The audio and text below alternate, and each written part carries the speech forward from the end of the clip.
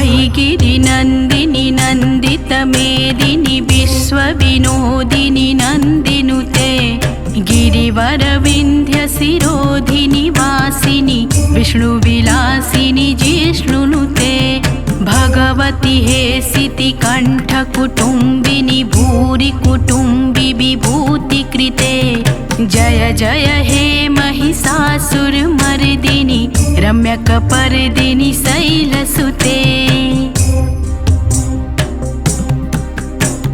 सुरवर वर्षिणि दुर्धर धर्षिणि दुर्मुख मर्षिणि हर्षरते त्रिभुवन पोषिणि शंकर तोषिणि कल्मष मोषिणि घोषरते धनुजनि रोषिणि दुर्मद शोषिणि दुर्मनि रोषिणि सिन्धुसुते जय जय हे महिषासुरमर्दिनि रम्यकपर्दिनि शैलसुते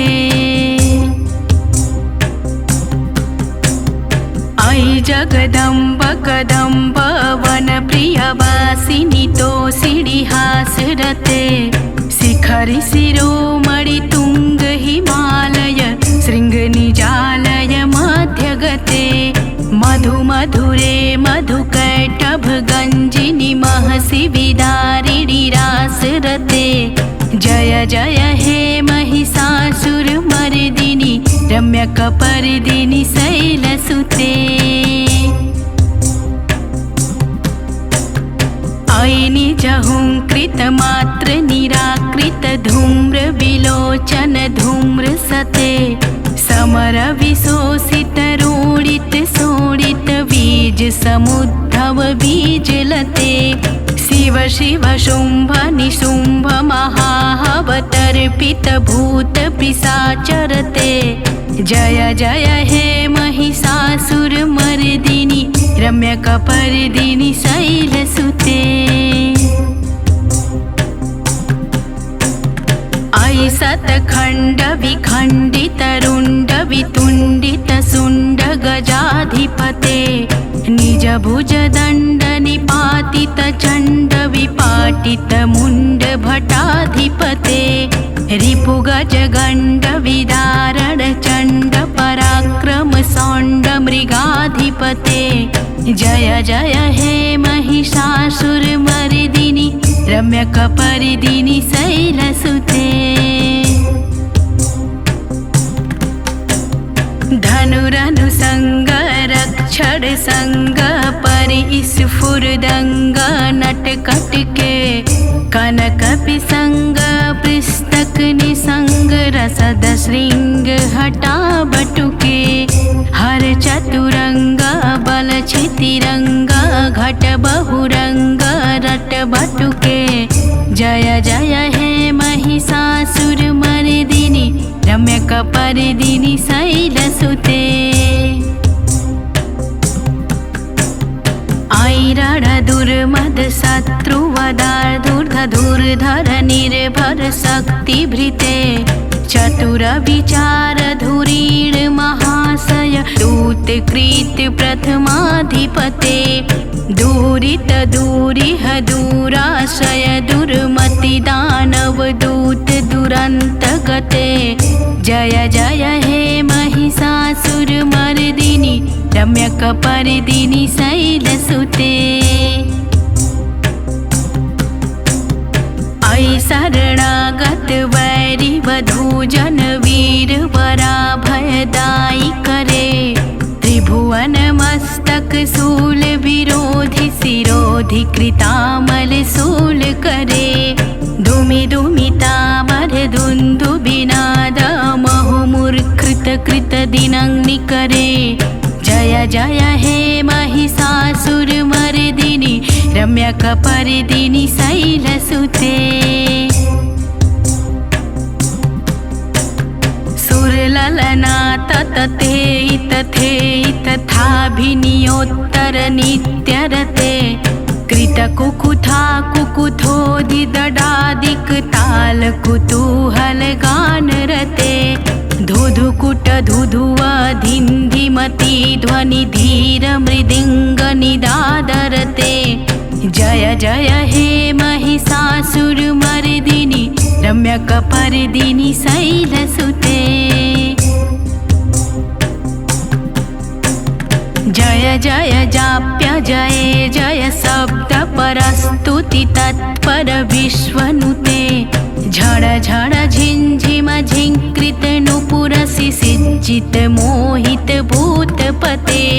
नटित नटार्ध नटि नटनायक नाटन नाटित नाट्यर्थे। जय जय हे महिषासुरमर्दिनि रम्यकपर्दिनि शैलसुते। अये सुमना सुमनः सुमनः सुमनः सुमनोरमकान्तियुते। श्रितरजनी रजनी रजनी रजनी रजनीकरवक्त्रिभृते। सुनयन भ्रमर भ्रमर भ्रमर भ्रमर भ्रमराभृदिते। जय जय हे महिषासुरमर्दिनि रम्यकपर्दिनि शैलसुते।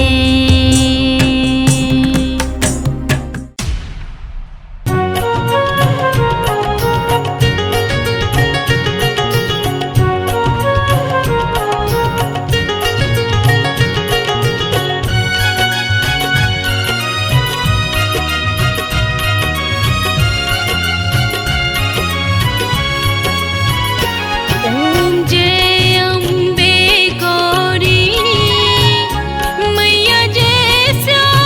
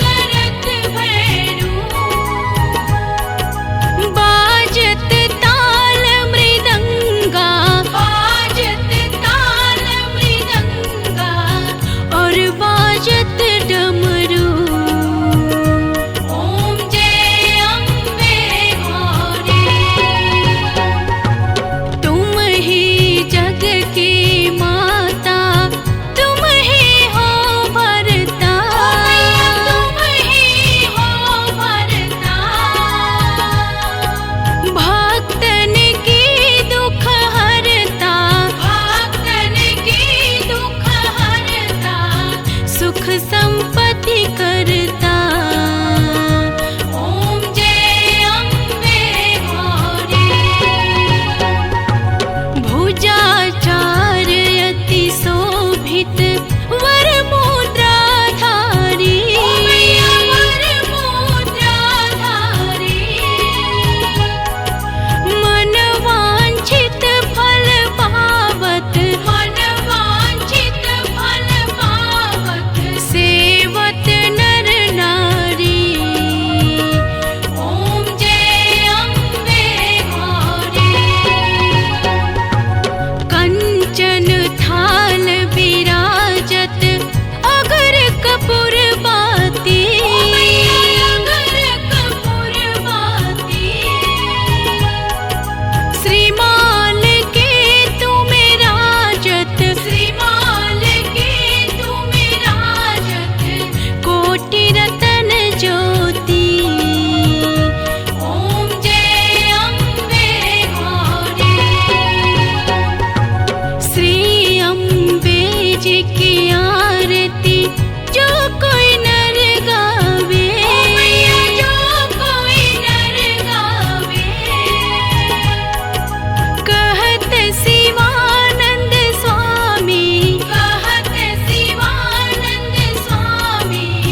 सुख संपत्ति पावे। ओम जय अम्बे गौरी। ओम जय अम्बे गौरी। मैया जय श्यामा गौरी। तुमको निस दिन ध्यावत। मैया जी को सदा मनावत। हरि ब्रह्मा शिवरी। ओम जय अम्बे गौरी।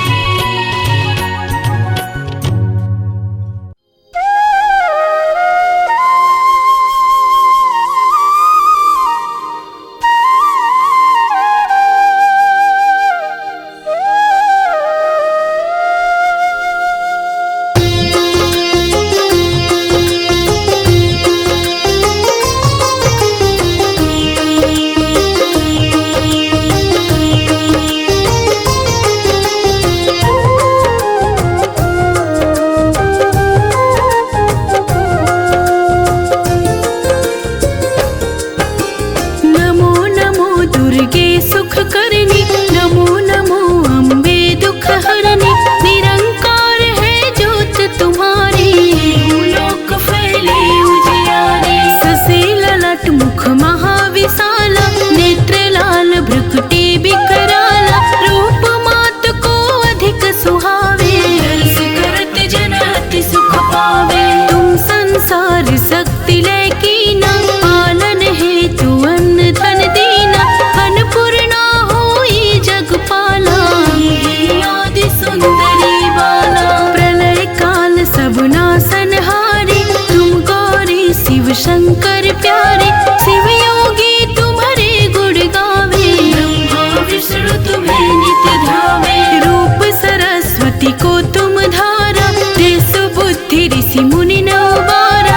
धरयु रूप नरसिंह को अम्बार। घट भई बाण कर खंभा। रक्षा करि प्रहलाद बचायो। हिरण्याकक्ष को स्वर्ग पठायो। लक्ष्मी रूप धरो जग माही। श्री नारायण अंग समाही। क्षीर सिंधु में करत विलासा। दया सिंधु दीजे मन आसा। हिंगलाज में तुम्ही भवानी। महिमा अमित न जात बखानी। मातंगी धूमावती माता। भुवनेश्वरी बंगला सुखदाता। श्री भैरव तारा जगतारणी। भार भव दुख निवारिणी। के हरि वाहन सोह भवानी। लांगुर वीर चलत अगवानी। कर में खप्पर खड्ग विराजे। को देख काल डर भाजे। सोह अस्त्र और त्रिशूला। जाते उठत शत्रु ही असूला। नगर कोट में तुम्हें विराजत। लोक में डंका बाजत। शुंभ निशुंभ दानव तुम मारे। रक्त बीज संखन संहारे। महिषासुर नृपति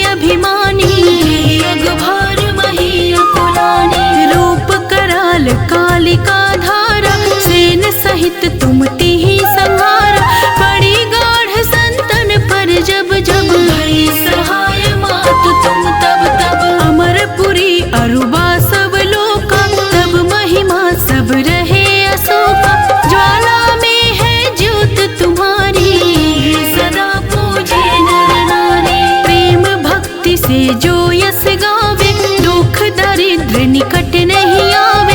धावे तुम्हें जो नर मन लाई, जन्म मरण ताको छुट जाए। जोगी सुर मुनि कहत पुकारे, योग न हो बिन शक्ति तुम्हारे। शंकर आचार्य तप कीनो, कामर क्रोध जीत सब लीनो। निस दिन ध्यान धरो शंकर को, काहू काल नहीं सुमिरो तुमको। शक्ति रूप कमर मन पायो, शक्ति गई तब मन पछतायो। शरणागत हुई कीर्त बखानी, जय जय जय जगदम्ब भवानी। भई प्रसन्ना दे जगदम्बा, गई शक्ति नहीं कीन विलंबा। मोको मातु कष्ट अति घेरो, तुम बिन कौन हरे दुख मेरो। आशा तृष्णा निपट सतावै, मोह मदादिक सब विनाशावै। शत्रु नाश की जय महारानी, सुमिरो एक चित तुम्हें भवानी। करो कृपा है मातु दयाला, रिद्धि सिद्धि दे करहु निहाला। जब लगी जीऊं दया फल पाऊं, तुम्हरो यस मैं सदा सुनाऊं। दुर्गा चालीसा जो कोई गावे, सुख भोग परम पद पावे। देवी दास शरण निज जानी, करहु कृपा जगदम्ब भवानी। शरणागत रक्षा करे, भक्त रहे निशंक। मैं आया तेरी शरण में, मातु लीजिए अंग। जय जय जय दुर्गे माँ, जय जय जय अम्बे माँ। जय जय जय दुर्गे माँ, जय जय जय अम्बे माँ। जय जय जय दुर्गे माँ, जय जय जय अम्बे माँ।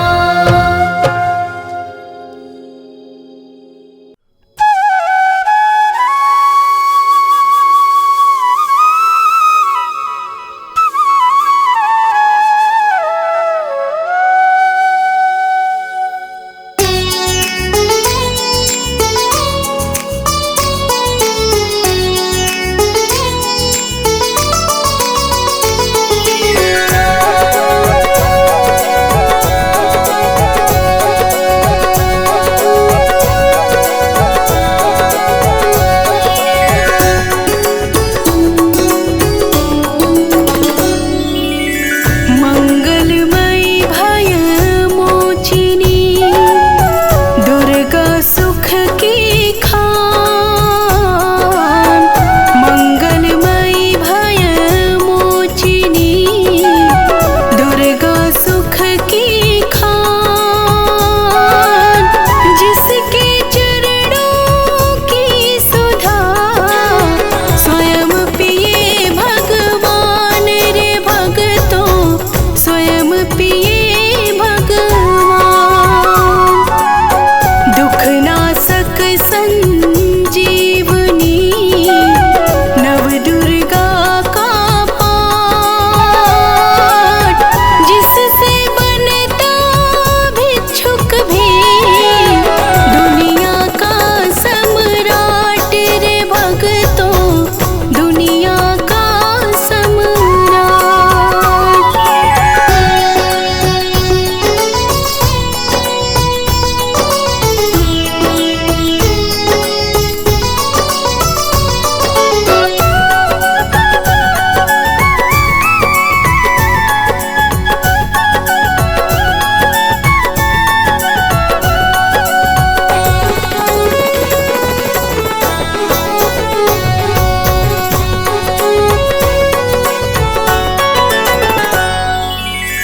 अम्बा दिव्य स्वरूपिणी, काय सो प्रकाश।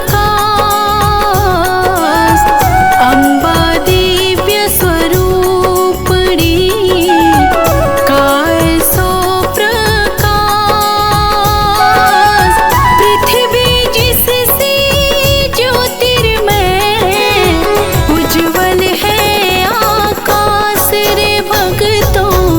उज्ज्वल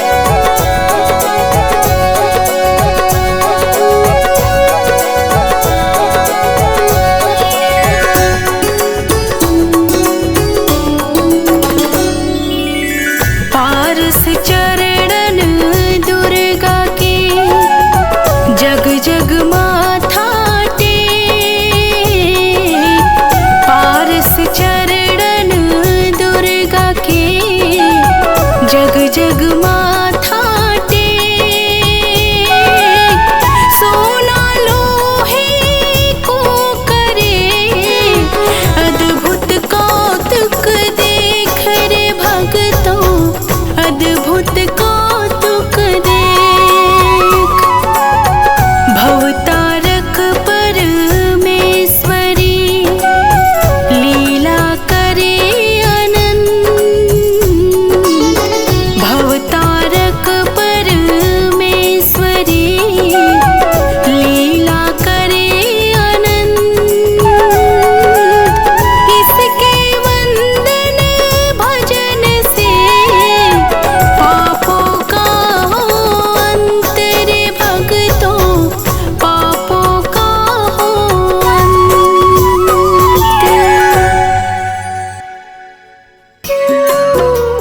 सर्व मंगल मांगल्ये शिवे सर्वार्थ साधिके, शरण्ये त्र्यंबके गौरी नारायणी नमोस्तुते।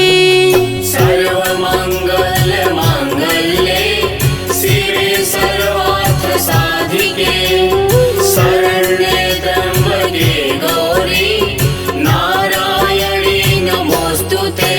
ॐ जयन्ती मंगला काली भद्रकाली कपालिनी, दुर्गा क्षमा शिवा धात्री स्वाहा स्वधा नमोस्तुते।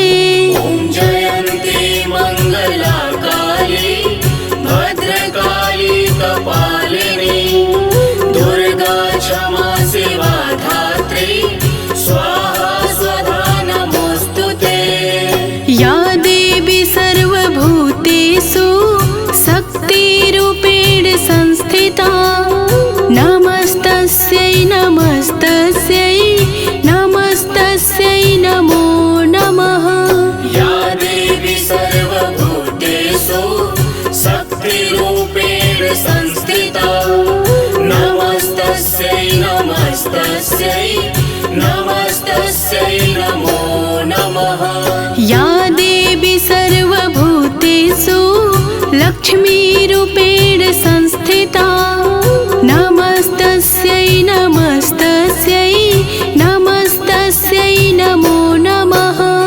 या देवी सर्वभूतेषु लक्ष्मीरूपेण संस्थिता, नमस्तस्यै नमस्तस्यै नमस्तस्यै नमो नमः। या देवी सर्वभूतेषु मातृरूपेण संस्थिता, नमस्तस्यै नमस्तस्यै नमस्तस्यै नमो नमः। या देवी सर्वभूतेषु मातृरूपेण संस्थिता, नमस्तस्यै नमस्तस्यै नमस्तस्यै नमो नमः। या देवी सर्वभूतेषु दयारूपेण संस्थिता, नमस्तस्यै नमस्तस्यै नमस्तस्यै नमो नमः। या देवी सर्वभूतेषु दयारूपेण संस्थिता, नमस्तस्यै नमस्तस्यै नमस्तस्यै नमो नमः। या देवी सर्वभूतेषु बुद्धिरूपेण संस्थिता, नमस्तस्यै नमस्तस्यै नमस्तस्यै नमो नमः। या देवी सर्वभूतेषु बुद्धिरूपेण संस्थिता, नमस्तस्यै नमस्तस्यै नमस्तस्यै नमो नमः। या देवी सर्वभूतेषु शान्तिरूपेण संस्थिता, नमस्तस्यै नमस्तस्यै नमस्तस्यै नमो नमः। या देवी सर्वभूतेषु शान्तिरूपेण संस्थिता, नमस्तस्यै नमस्तस्यै नमस्तस्यै नमो नमः।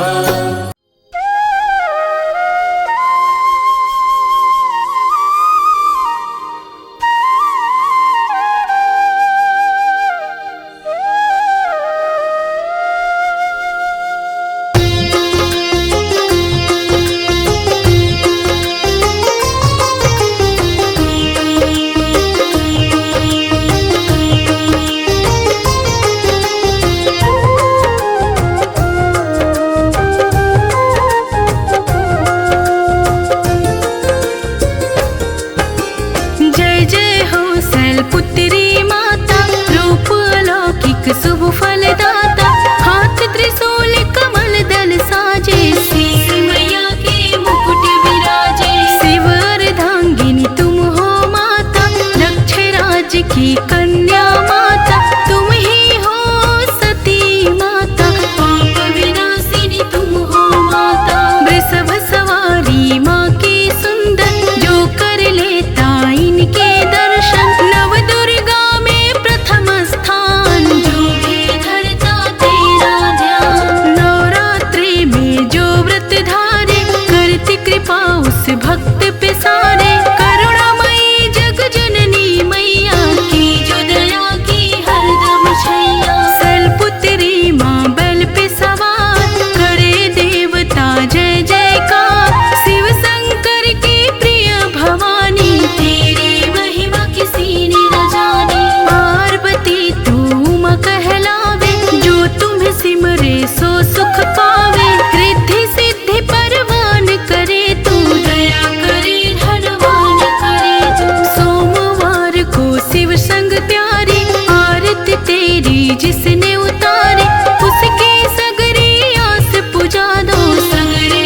दुख तकलीफ मिटा दो। घी का सुंदर दीप जला के, गोला गरी का भोग लगा के, श्रद्धा भाव से मंत्र गाए, प्रेम सहित फिर शीस झुकाए। सृष्टि रूप तू ही है जननी, शिव संग रंग राता है जननी, नंदी भृंगी बीन लही, सारा जगमद माता जननी। राजा दक्ष ने यज्ञ कराया, आपको मैया नहीं बुलाया, शिव का सदा किया अपमान, शिव को कभी न दिया सम्मान। अग्नि कुंड में कूदी मैया, पति का हुआ जब अपमान, अगले जन्म में पा लिया मैया, शिव के बगल में ही स्थान। राजा हिमांचल के घर जन्मी, पुत्री बन सम्मान लिया, उमा नाम को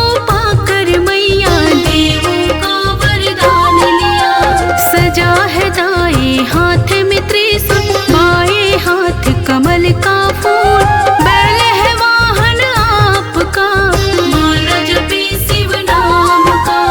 जय जय जय गिरिराज किशोरी, जय महेश मुख चंद्र चकोरी, मनोकामना पूर्ण करो माँ, सुख संपत्ति से घर भर दो माँ। जय जय जय दुर्गे माँ, जय जय जय अम्बे माँ, जय जय जय दुर्गे माँ, जय जय जय अम्बे माँ, जय जय जय दुर्गे माँ, जय जय जय अम्बे माँ।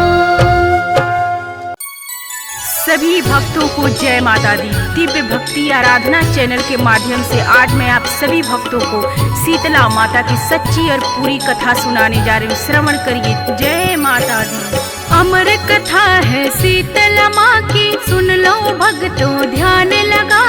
देवलोक से चली भवानी, चली धरा पर बनी सहार। गगन मंडल से मात शीतला, पृथ्वी लोक की प्रस्थान। ढूंढ रही माँ अपना मंदिर, गाँव डोंगरी राजस्थान।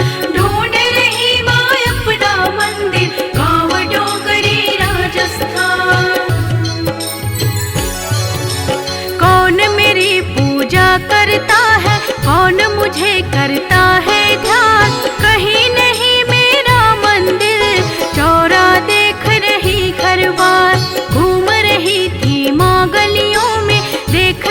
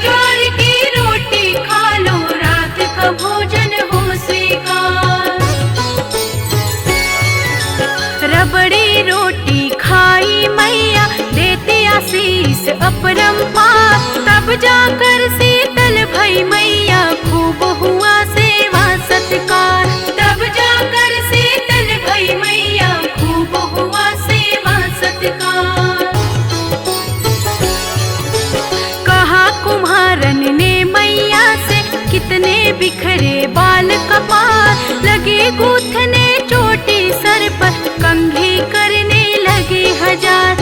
देख अचानक डरे कुम्हारन सिर में आंख का कर दीदार लगी भागने हाथ छुड़ा के घबराई नारी लाचार लगे भागने हाथ छुड़ा के घबराई नारी लाचार। रुक जा बेटी ठहरो बेटी करे शीतला करुण पुकार ना मैं भूत प्रेत पैसाचन डरो नहीं आओ निज द्वार ना मैं भूत प्रेत पैसाचन डरो नहीं आओ निज द्वार। मैं हूँ माता देवी शीतला धरती पर आई यही साथ कौन मेरी पूजा करता है मंदिर चौरा का रखवार कौन मेरी पूजा करता है मंदिर चौरा का रखवार। इतना कहकर मात शीतला चार भुजा में ले अवतार स्वर्ण मुकुट तन हीरे मोती असली रूप प्रचंड प्रहार स्वर्ण मुकुट तन हीरे मोती असली रूप प्रचंड प्रहार। माँ के दर्शन कर कुम्हारन ओटन लगी लीलार कपार हूँ गरीब तुझे कहाँ बिठाऊं नैना बहे अश्रु के धार हूँ गरीब तुझे कहाँ बिठाऊं नैना बहे अश्रु के धार। ना चौकी ना साधन घर में ना कोई आसन है मेरी माँ हाथ जोड़ कर खड़ी कुम्हारन क्षमा करो हे माँ एक बार हाथ जोड़ कर खड़ी कुम्हारन क्षमा करो हे माँ एक बार। कुम्हारन का गधा द्वार पर खड़ा देखता रहा श्रृंगार बैठ गई माँ गधे के ऊपर यही मेरा आसन आधार बैठ गई माँ गधे के ऊपर यही मेरा आसन आधार। एक हाथ में झाड़ू दूजे डलिया लेकर करे विचार झाड़ू झाड़ भर फेंक के डलिया करे गरीबी का निस्तार झाड़ू झाड़ भर फेंक के डलिया करे गरीबी का निस्तार।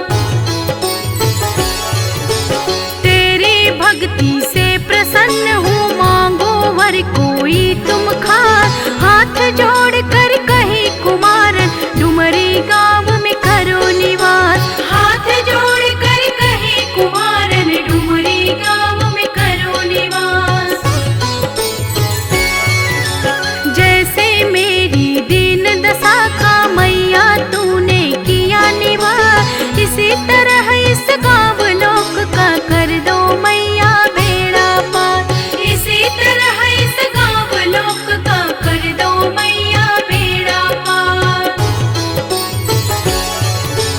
होली बाद सप्तमी के दिन जो भी करे भक्ति सत्कार दही वस्त्र ठंडा जल ढारे उसका होए स्वप्न साकार दही वस्त्र ठंडा जल ढारे उसका होए स्वप्न साकार।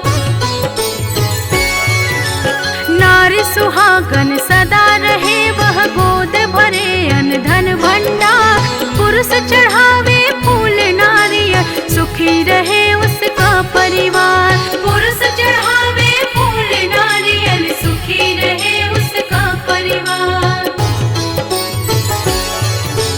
बेटी तेरा वर हो पूरा देती पूजा का अधिकार गाँव से लेके डोंगरी में मैया का मंदिर सुख द्वार गाँव से लेके डोंगरी में मैया का मंदिर सुख द्वार।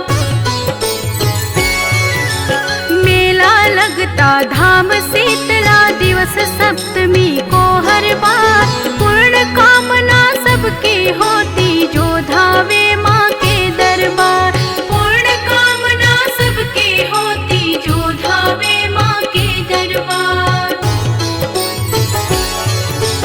जौनपुर में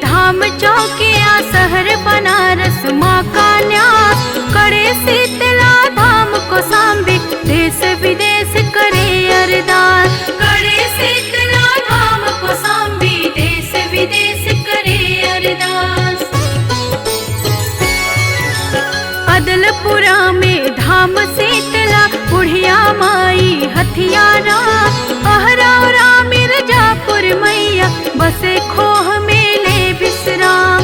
अहरौरा मिर्जापुर मैया बसे खोह मेले विश्राम। ढोलक ताल मजीरा बाज निस दिन मैया के दरबार। जो नित दिन भजन सुनावे भर देती अन धन घर द्वार। जो नित दिन ये भजन सुनावे भर देती अन धन घर द्वार। अमर कथा है शीतला माँ की, सुन लो भक्तों ध्यान लगा। दैवलोक से चली भवानी, चली धरा पर भई सहार। दैवलोक से चली भवानी, चली धरा पर भई सहार।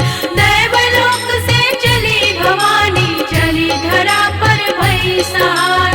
दैवलोक से चली भवानी, चली धरा पर भई सहार।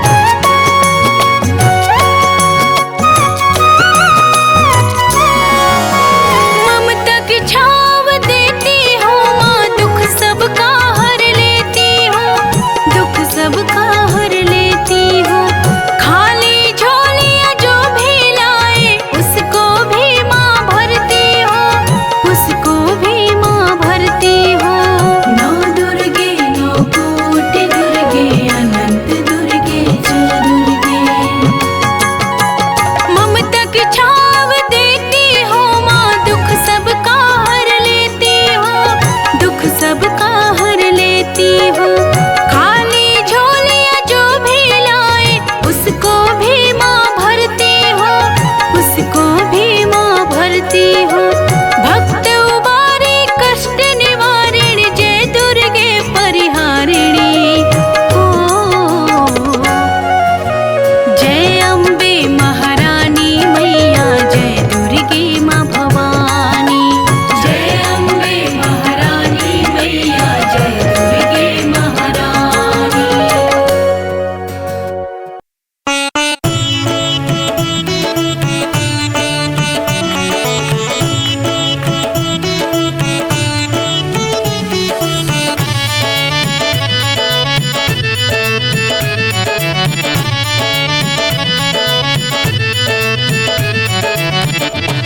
लगन माँ से लगा बैठे, जो होगा देखा जाएगा।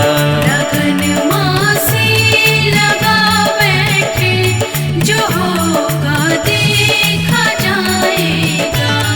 जो होगा देखा जाएगा, जो होगा देखा जाएगा।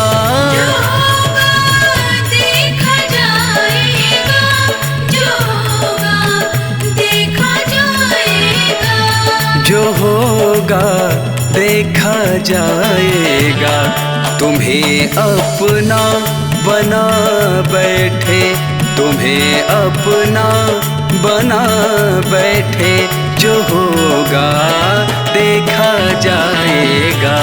लगन माँ से लगा बैठे, जो होगा देखा जाएगा।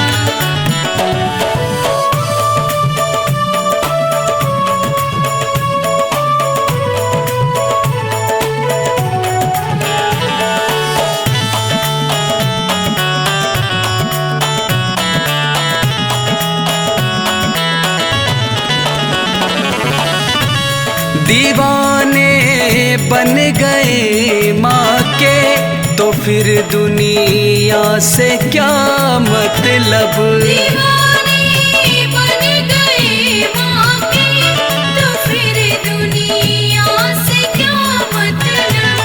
दीवाने बन गए माँ के, तो फिर दुनिया से क्या मतलब। दीवाने बन गए माँ के, तो फिर दुनिया से क्या मतलब। तो फिर दुनिया से क्या मतलब। तेरी गलियों में आ बैठे, तेरी गलियों में आ बैठे, जो होगा देखा जाएगा। लगन माँ से लगा बैठे, जो होगा देखा जाएगा।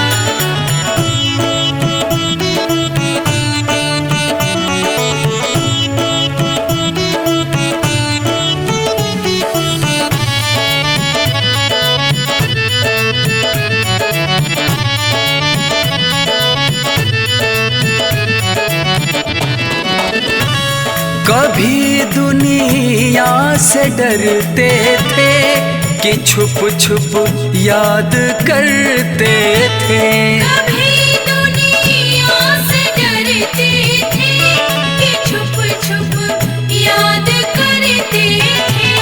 कभी दुनिया से डरते थे, कि छुप छुप याद करते थे। कभी दुनिया से डरते थे, कि छुप छुप याद करते थे। कि छुप छुप याद करते थे। लो अब पर्दा हटा बैठे, लो अब पर्दा हटा बैठे, जो होगा देखा जाएगा। लगन माँ से लगा बैठे, जो होगा देखा जाएगा।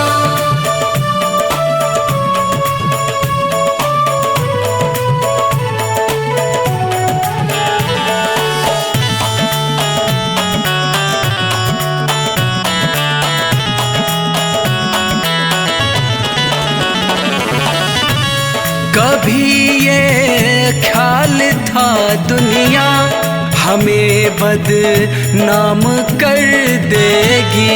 कभी ये ख्याल था दुनिया हमें बदनाम कर देगी। कभी ये ख्याल था दुनिया हमें बदनाम कर देगी। कभी ये ख्याल था दुनिया हमें बदनाम कर देगी। हमें बदनाम कर देगी।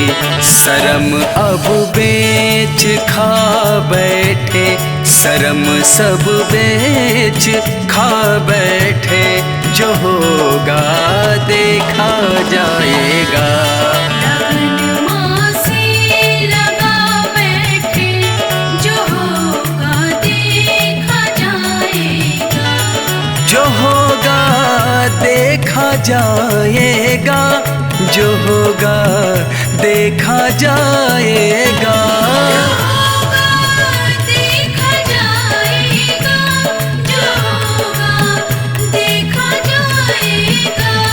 जो होगा देखा जाएगा, तुम्हें अपना बना बैठे, तुम्हें अपना बना बैठे, जो होगा देखा जाएगा।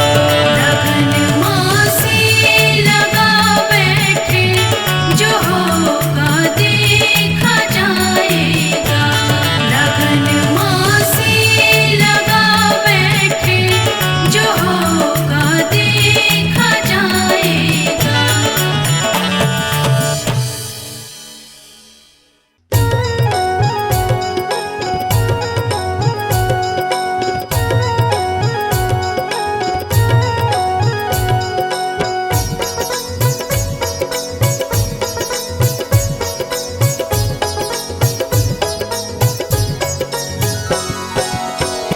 सभी भक्तों को जय माता दी। आइए आज आप सभी को माता वैष्णो की अमर कथा को बताती हूँ और श्रवण कराती हूँ। जय माता। माँ वैष्णो जी की अमर कहानी का इतिहास सुनाती हूँ। कैसे हुआ वध भैरवनाथ का पावन गाथा गाती हूँ। कैसे हुआ वध भैरवनाथ का पावन गाथा गाती हूँ। जय माता दी। गुरु गोरखनाथ का शिष्य भैरवनाथ बहुत बड़ा शक्तिशाली व बलशाली अघोरी था। तामसी भोजन करता था और सिवा अपने गुरु के भैरवनाथ किसी से नहीं डरता था। तपोधारी था भैरवनाथ, बहुत बड़ी तपस्या करता था। बिना तंत्र साधना के भैरवनाथ का एक दिन भी नहीं बीतता था। पर इसी के साथ साथ वह बहुत बड़ा घमंडी था। उसका ये मानना था कि वो तीनों लोक का स्वामी है, आंधी है, तूफान है। और ऐसे घमंडी भैरवनाथ का किस प्रकार माँ ने वध किया, आइए आप सभी को पूरी कथा बताती हूँ। श्रीधर नाम के एक ब्राह्मण थे और माँ वैष्णो के बहुत बड़े पुजारी थे। बहुत ही दीनहीन हालत थी उनकी, लगता था जैसे बहुत बड़े भिखारी हैं। सुबह शाम दिन रात माँ की भक्ति में लीन रहते थे। एक दिन श्रीधर कहीं जा रहे थे, अचानक से उनके साथ एक बहुत बड़ी घटना घटी। आइए उस घटना के बारे में आप सभी को आगे की कथा में श्रवण कराती हूँ। जय माता दी।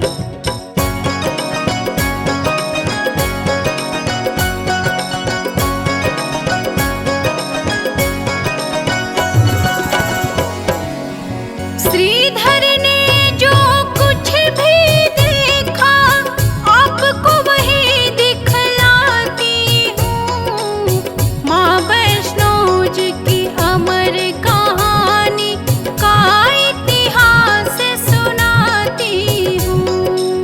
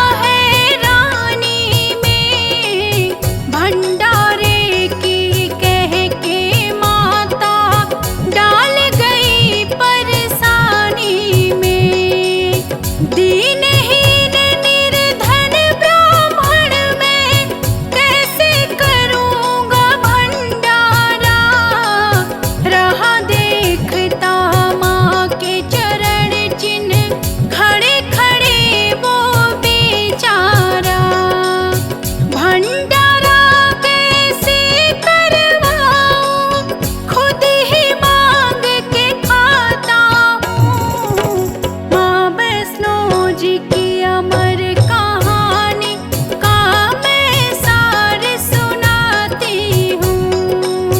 माँ वैष्णो जी की अमर कहानी का इतिहास सुनाती हूँ।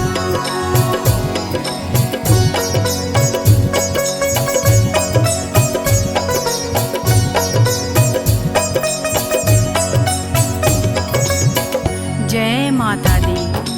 इतना कहकर माता अंतर ध्यान हो जाती हैं और श्रीधर बेचारा बहुत ही चिंता में पड़ जाता है। और माता के कहे अनुसार श्रीधर सबको न्योता देने के लिए प्रत्येक गांव में जा जा के सबको निमंत्रण देता है कि मेरे घर माँ वैष्णो का भंडारा है, आप सभी को आना है।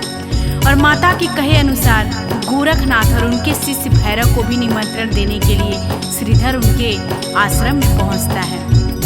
आश्रम में श्रीधर के पहुंचते ही जैसे ही श्रीधर गोरखनाथ और उनके शिष्य भैरवनाथ को अपने यहाँ भंडारे के लिए आने के लिए बोलता है, बहुत ही ठहाके के साथ भैरवनाथ हंसता है और उपहास करके बोलता है कि तुम एक निर्धन हीन दीन ब्राह्मण, तुम क्या मुझे भंडारा करवाओगे?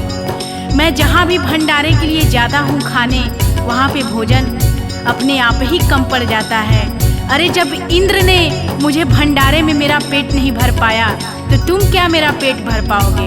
भैरवनाथ की बात सुन करके श्रीधर चुपचाप वहाँ से चले आते हैं और आखिरकार भंडारे का दिन भी सामने आ जाता है।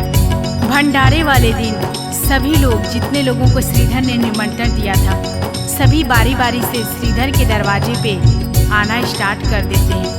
और फिर गुरु गोरखनाथ जी भी अपने शिष्य भैरवनाथ के साथ श्रीधर के दरवाजे पे पधारते हैं। सभी भंडारे के इंतजार में पात में बैठ जाते हैं और तभी ठहाका लगा करके भैरवनाथ बहुत तेज से हंसता है और श्रीधर का उपहास करता है। तभी गोरखनाथ जी क्रोध में होते हैं और बोलते हैं कि ए भैरव, तुम इस तरीके से श्रीधर का उपहास मत उड़ाओ। अपनी इस तरीके की बेइज्जती देखकर हाथ जोड़कर श्रीधर माता की मूर्ति के आगे बैठ जाते हैं। हे माँ, जगत जननी, कल्याण करने वाली माँ, आप ही मेरी नैया को पार लगाओ माँ। इतना सुनते ही माता किस प्रकार अपनी चमत्कार दिखाती हैं, आइए आगे की कथा में आप सभी को सुनाते हैं।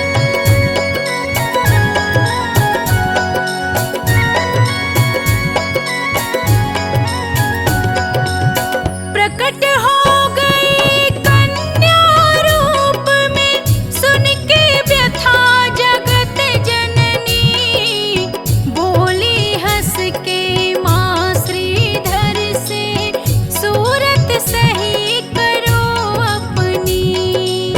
कहा मैंने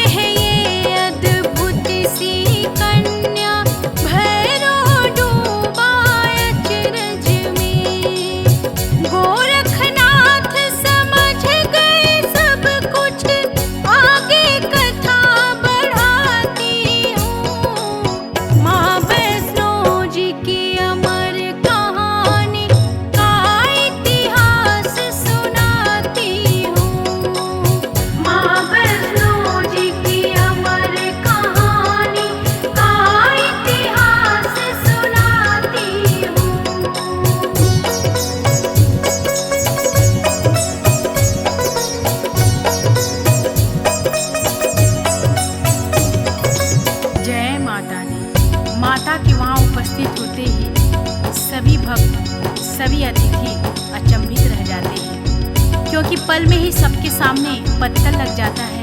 पत्तलों में 56 प्रकार के पकवान सज जाते हैं।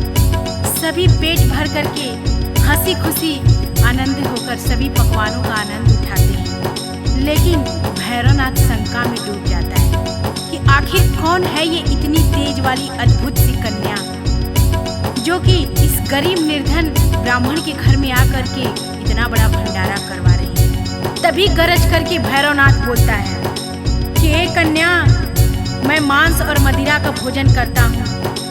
अगर हमको ये खाना नहीं मिला, हमको ये भोजन नहीं मिला, तो मैं इस भंडारे से रुष्ट होकर के चला जाऊंगा और तुझे श्राप दे दूंगा। इतना सुनते ही क्रोध में आकर माता बोलती है कि हे भैरव, ये वैष्णव का भंडारा है और ये ब्राह्मण के घर का भंडारा है। ये तुम्हारा आश्रम नहीं है जहाँ पे तामसी भोजन चलता है। तो तुमको अगर खाना है तो खाओ, नहीं तो इसी तरह से वापस लौट जाओ। इतना कहकर ही माता अंतर ध्यान हो जाती हैं। आइए आगे की कथा में आपको श्रवण कराते हैं।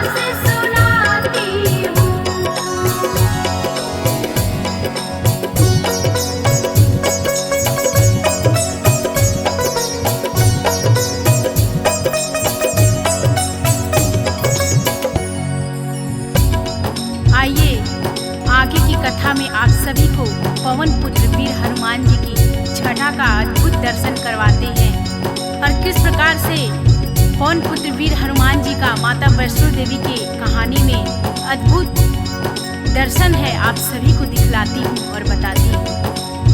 पर्वत की एक शिला पे वीर लांगुर हनुमान जी बैठे रहते हैं और माता के और भैरवनाथ के जो खेल चल रहा है उसको बहुत ही भली भांति जानते हैं और माता को पहचान जाते हैं वीर लांगुर हनुमान जी की माँ वैष्णो है। और जो ही माता उनके पास पहुँचती है, वीर हनुमान जी के पास में नतमस्तक होकर के माता को प्रणाम करते हैं और बोलते हैं, हे जगत जननी जगदम्बा माँ, जो भी आज्ञा हो इस बालक के लिए सो आप कहिए। और देखिए आगे माता क्या बोलती हैं हनुमान जी से। बोलती हैं, हे पवन पुत्र हनुमान सुनो, पीछे पीछे हमारे दुष्ट भैरवनाथ आ रहा है और मैं गुफा के अंदर प्रवेश करने जा रही हूँ। और जब तक मैं गुफा के बाहर ना आ जाऊँ तब तक तुम इस गुफा के द्वार की रखवाली करते रहना। इतना कह कर के माता गुफा के अंदर चली जाती है और पीछे पीछे पवन वेग से भैरवनाथ भी वहीं पे आ जाता है और गुफा के आगे पवन पुत्र का पहरा लगा रहता है। जैसे ही पवन पुत्र को भैरवनाथ देखता है बहुत ही क्रोध से बोलता है, ए बंदर हट तू, यहाँ से मुझे अंदर जाना है। हनुमान जी भैरव से बोले, कौन है तू दुष्ट, क्यों यहाँ आया है? लगता है तेरा काल खींच करके यहाँ लाया है। तुझे पता नहीं है कि तू यहाँ पे किस लिए आया है? तेरा आज अंत होगा। इतना सुनते ही क्रोध में भैरवनाथ बोलता है कि तू बंदर होकर के मुझे मारेगा। और आइए, बड़ा ही सुंदर वर्णन है माता की अद्भुत शक्तियों का और किस प्रकार से माँ ने भैरवनाथ का वध किया। आगे की कथा में आप सभी को श्रवण कराती हूँ।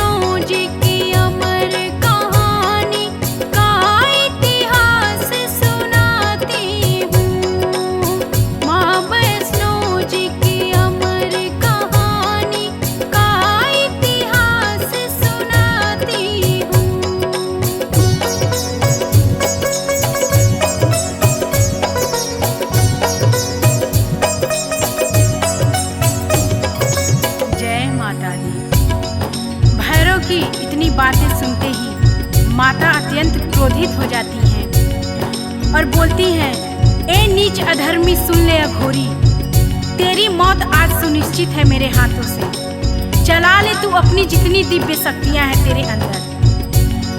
फिर माता का और भैरव का द्वंद्व युद्ध हुआ और फिर माता ने त्रिशूल चलाया और जैसे ही माता का त्रिशूल चलता है वैसे ही शैतान भैरव का शीश कट के तुरंत वहीं पृथ्वी पर गिर जाता है। सर विहीन धर जैसे ही पृथ्वी पर पड़ता है बोल रहा है, माँ क्षमा करो, दया करो माँ, हे जगत जननी माँ, मैंने आपको पहचानने में बहुत बड़ी भूल कर दी। मैं अहंकार में था, मैं आपको नहीं पहचान पाया माँ कि माँ आप वैष्णो माँ हैं। मुझे दंड दो माँ, उद्धार करो माँ, क्षमा करो माँ। और आइए आगे क्या होता है आप सभी को कथा में श्रवण करा दें।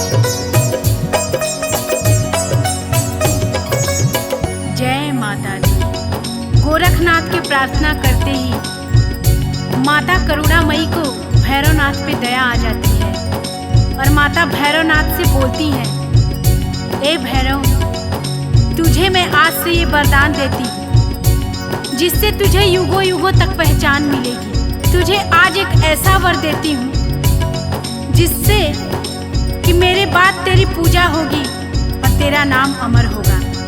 और माँ ऐसा वरदान देती हैं कि अगर मेरे दर्शन करने के बाद जो तुम्हारा दर्शन नहीं करेगा उसकी यात्रा और उसका दर्शन अधूरा रह जाएगा। मेरा दर्शन करे या ना करे पर तेरा दर्शन जरूरी है।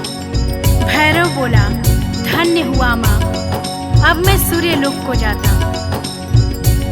भक्तों, जिस प्रकार करुणामयी माता ने दुष्ट शैतान भैरव का उद्धार किया, उसी प्रकार जगत जननी माँ से मैं अपने सभी भक्तों के लिए प्रार्थना करती हूँ। हे माँ, सबका उद्धार करो माँ, पूरे जगत का कल्याण करो माँ। जो भी क्षमा के योग्य हैं उनको क्षमा प्रदान करो माँ। जिससे भी कोई भूल हुई है उनके भूल को माफ करो माँ। आप जग कल्याणी हो माँ, आप पाप नाशिनी हो माँ, आप जगत तारिणी हो माँ। हाथ रखो माँ हमारे सिर पे, कल्याण करो माँ। मैं अंकिता आपके चरणों में शीश झुकाती हूँ माँ, कल्याण करो माँ। जो भी इस कथा में मेरे से त्रुटि हुई होगी, आप सभी भक्तों से और माता रानी से क्षमा प्रार्थी हूँ। प्रेम से बोलिए जय माता दी, जय वैष्णो।